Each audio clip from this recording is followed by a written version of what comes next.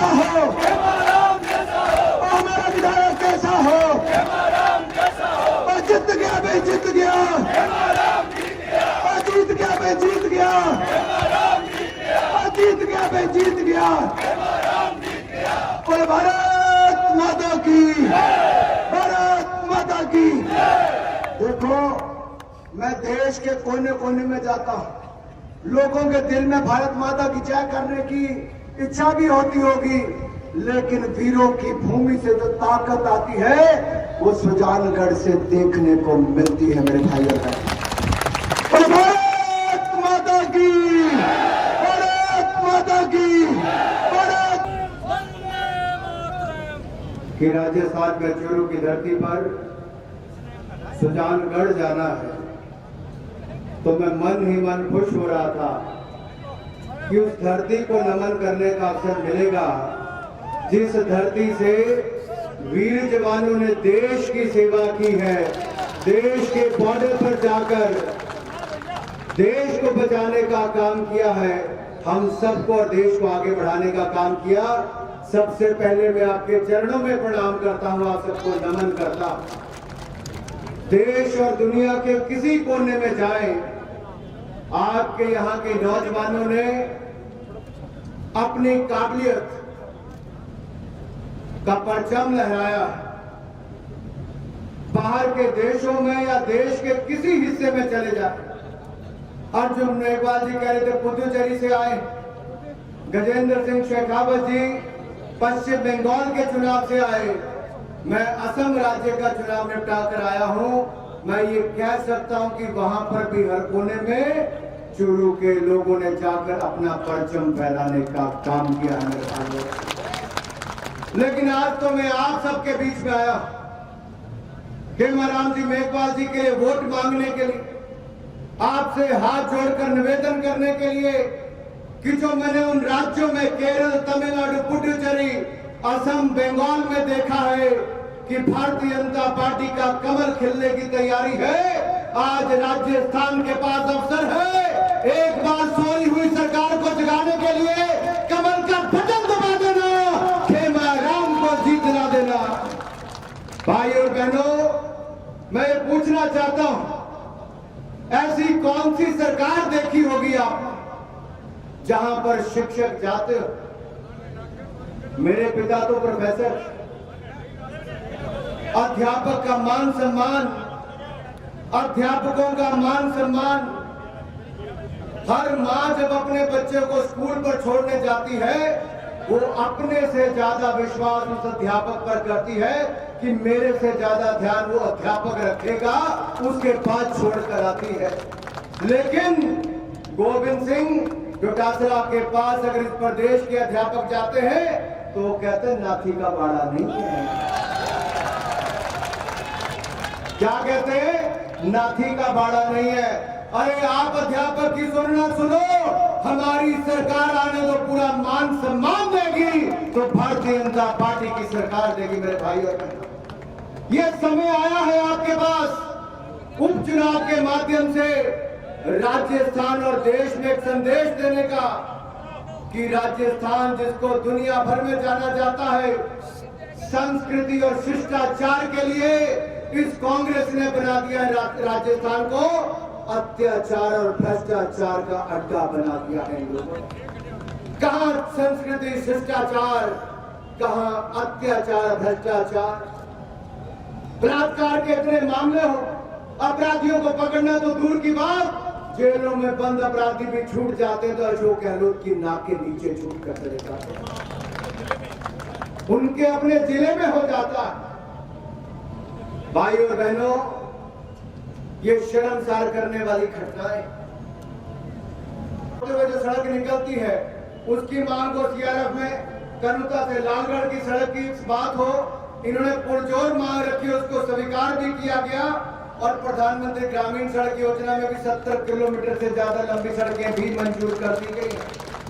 यही नहीं, देश का एक सबसे उत्तम क्वालिटी का जो ओलंपिक स्टैंडर्ड का एथलेटिक ट्रैक भी बन रहा है, वो लगभग 8 करोड़ रुपए की लागत से वर्ल्ड क्लास यहीं पर बन रहा है।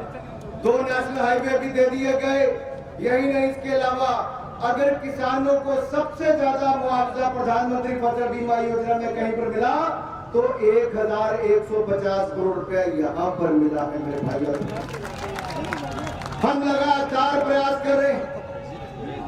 बदलाव उपचुनाव के माध्यम से भी आता है और उपचुनाव में आपने मन बना लिया है। पूरे देश का किसान नरेंद्र मोदी जी भारतीय जनता पार्टी का अभिनंदन करता है, स्वागत करता है। आज पूरे देश का किसान ये कहता है अगर किसान की आय को कोई दुगना कर सकता है तो केवल भारतीय जनता पार्टी कर सकती है, नरेंद्र मोदी जी की सरकार कर सकती है। मेरे भाई और बहनों, यही नहीं, मैं एक काम आपको और कहना चाहता हूं। आज कांग्रेस की हताशा ये दिखा रही है कि कांग्रेस जब चुनाव हार रही है तब इस तरह के काम करती है। वहां ममता बनर्जी अपने पांव पर पट्टी बांध लेती है, सुरक्षा बलों का घेराव करवाती है, गोली चलाने पर मजबूर करवाती है। यहाँ अशोक गहलोत की सरकार हुड़दंग मचाने का काम करती है। ये दिखाता है कि ये लोग हारने वाले हैं, उपचुनाव में हारने वाले हैं, इसीलिए इस तरह से उकसाने का काम करते हैं। लेकिन सुजानगढ़ की जनता वालों से मैं कहना चाहता हूं, सुजानगढ़ की जनता को ये कहना होगा कि अशोक गहलोत जी, आपने कहा था आप बेरोजगारी भत्ता दोगे। मैं आपसे पूछता हूं, क्या सुजानगढ़ में बेरोजगारी भत्ता मिला? क्या आपको बेरोजगारी भत्ता मिला? क्या रोजगार मिला? क्या सरकारी नौकरी मिली? बिजली पानी के बेतहाशा दाम बढ़ा दिए जाते हैं। अगर आपने इनको जवाब नहीं दिया तो अगले 2.5 साल में पिछले 2.5 साल से दुगने बिजली और पानी के दाम ये कांग्रेस की गहलोत सरकार कर देगी। मेरे भाई और बहनों, क्या बिजली के दाम बढ़ाना चाहते हो? क्या पानी के दाम बढ़ाना चाहते हो? अगर नहीं बढ़ाना चाहते हो तो इस सरकार को जगाना होगा, इनकी विकेट को गिराना होगा। और विकेट तब गिरती है जब उपचुनाव हारेंगे। खेमाराम जी मेघवाल को रिकॉर्ड मतों से जिताओ और सोई हुई सरकार को जगाओ, सोई हुई सरकार को जगाओ। समय भी नरेंद्र मोदी जी की सरकार ने अन्न और धन की कोई कमी नहीं आने दी। दुनिया में एक देश है भारत जिसने 80 करोड़ लोगों को मुफ्त में किया, तो नरेंद्र मोदी की सरकार ने किया कि नहीं किया? जो राशन मिलता था उसके अलावा भी दिया।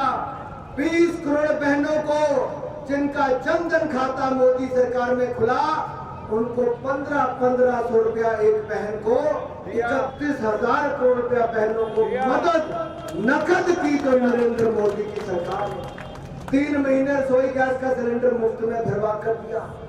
आपको यही नहीं, सरकारी नौकरी बनी रहे, उसके अलावा गैर सरकारी नौकरी में भी कोई निकाले ना। 7,000 करोड़ रुपया मोदी सरकार ने कर्मचारी भविष्य निधि में भरने के लिए लक्ष्य दिया। हमने पैसे की कमी कहीं नहीं आने दी। 29 लाख करोड़ रुपए का बजट के अलावा अगर सहायता के रूप में किसी सरकार ने हिंदुस्तान के इतिहास में दिया तो नरेंद्र मोदी की सरकार ने आपदा को समय दिया। मेरी बहनों और भाइयों, याद करो, पिछले साल मार्च के महीने में जब लॉकडाउन लगा, उससे पहले ना मास्क पहनते थे, ना हाथ सैनिटाइजर से साफ करते थे, ना 2 गज की दूरी होती थी, भारत में पीपी किट भी नहीं बनती थी। लेकिन नरेंद्र मोदी जी ने कहा कि भारत की क्षमता बढ़ी, भारत की ताकत को पहचानिए, आपदा में अवसर ढूंढिए और आत्मनिर्भर भारत बनाइए।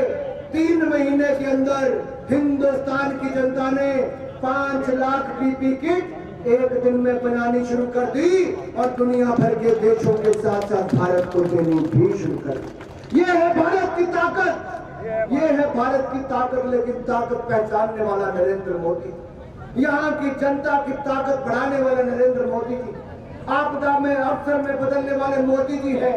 और यही नहीं, कांग्रेस की सरकार होती तो इटली और अमेरिका के आगे हाथ मिलाकर सोनिया गांधी कहती वैक्सीन दे दो, वैक्सीन दे दो। आज दुनिया के देश कहते हैं मोदी जी वैक्सीन दे दो, वैक्सीन चिन्ह दे दो। ये नरेंद्र मोदी है जिसको राजस्थान की जनता ने सारी की सारी सीटें जिताकर एक बार फिर देश का प्रधानमंत्री बनाया है। आप उपचुनाव में अवसर ढूंढिए, उपचुनाव से एक ऐसा संदेश दीजिए कि राजस्थान के कोने कोने में जाए कि यहाँ के जो खिलजी और गोरी हैं, जो हमारे दिए हुए पैसे को ठीक खर्च नहीं करते, ये खिलजी गोरी के माध्यम से पैसा खर्च नहीं होने देंगे। राहुल जी वहां पर है, खेमा राम जी को यहाँ बना दो। मैं आपको विश्वास दिलाता हूँ, नरेंद्र मोदी जी ने मुझे दिल्ली के खजाने की चाबी दी है, सुजानगढ़ के खजाने की चाबी मैं खेमा राम जी के पास देकर जाता हूं। हम पैसों का अभाव नहीं आने देंगे, हम पैसों की कमी नहीं आने देंगे। सतीश पुनिया जी भाई साहब हमारे अध्यक्ष बैठे हैं। राठौर साहब को मैं अपना बड़ा भाई और एक दिग्गज नेता मानता। भाई और बहनों, मैं विश्वास दिलाता हूं, राम सिंह जी और राठौर जी, आपकी जोड़ी ने वर्षों तक यहां पर काम किया है। हमारे सांसद जी यहां पर बैठे हैं। मैं एक बात का विश्वास दिलाकर जा रहा हूं। मुझे राहुल जी आए, कान में कहने लगे, भाई साहब चूरू बड़ा गर्म जगह है, बड़ी गर्मी है, पगड़ी पहनी है, जैकेट पहनी है। मैं कहना चाहता हूं राहुल जी, इस चूरू की धरती से जब देश के बॉर्डर पर या देश के किसी कोने में हमारा यहाँ का जवान देश की सेवा कर रहा होता है, रक्षा कर रहा होता है, तो कांग्रेस ने तो इसको बुलेट प्रूफ जैकेट नहीं दी। 10 साल सरकार रही, आपने मोदी सरकार बनाई, हमने 2 लाख बुलेट प्रूफ जैकेट देश के सैनिकों को दे दी। मेरे भाई और बहन, कांग्रेस ने तो हथियार नहीं खरीदे, हमने हिंदुस्तान में हथियार बनाने की ताकत खड़ी कर दी है। 36 राफेल विमान खरीद लिए, सैकड़ों फाइटर जेट खरीद लिए, पाकिस्तान को घर में घुसकर मारा, चीन को भी भगाने का काम हमारी सेना ने, नरेंद्र मोदी ने करने का काम किया है। मेरे भाई और बहन, ये ताकत है चूरू के नौजवान की, ये ताकत है चूरू के सांसद की, ये ताकत है चूरू के वीर जवानों की। मैं सुजानगढ़ वालों से कहना चाहता हूं, राजस्थान की भूमि से एक संदेश पूरे देश में दे दीजिए कि ये वादे करके मुकरने वाली कांग्रेस को जमीन से उखाड़ फेंके, चुनाव में जमीन से उखाड़ फेंके।